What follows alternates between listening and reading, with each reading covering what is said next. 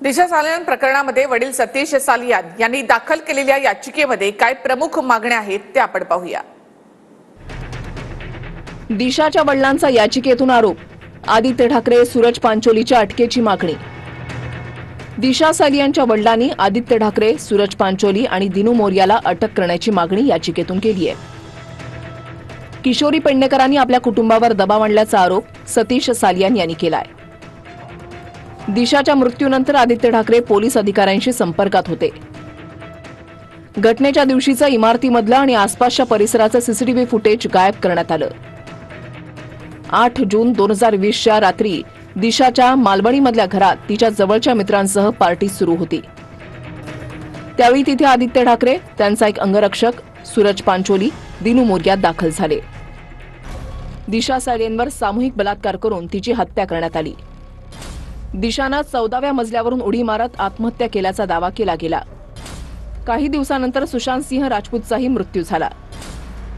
याच कालावधीत रिया चक्रवर्ती सोबत आदित्य ठाकरेंचं 44 वेळा बोलणं झालं होतं। वकील, विटनेसेस या सगळ्यांना पोलीस संरक्षण देण्यात यावं। त्याच्यामध्ये मग समीर वानखेडे यांना पण पोलीस संरक्षणाची मागणी करण्यात आली, कारण त्यांच्याकडे क्रुशियल डेटा आहे आणि त्याच्याबाबत एनसीबीच्याच काही अधिकाऱ्यांनी आम्हाला माहिती दिली आहे। ते सगळं आम्ही याच्यात मेन्शन केलं आहे की त्या डेटामध्ये आदित्य ठाकरे, दिनू मोरिया हे सगळे दिशा सालियानच्या फ्लॅटवर 2 ते 3 तास होते पासून तर अशा काही सिक्रेट बाबी आल्या आहेत इन्व्हेस्टिगेशनमध्ये समोर। त्यानुसार आदित्य ठाकरेला ताबडतोब अटक होऊ शकते, व्हायलाच पाहिजे। जो अहवाल राज्य सरकारला सादर होणं अपेक्षित होतं तो अहवाल सुद्धा अद्याप प्रलंबित आहे। मग राज्य शासनानं रिकॉन्स्टिट्यूट करावी एसआयटी।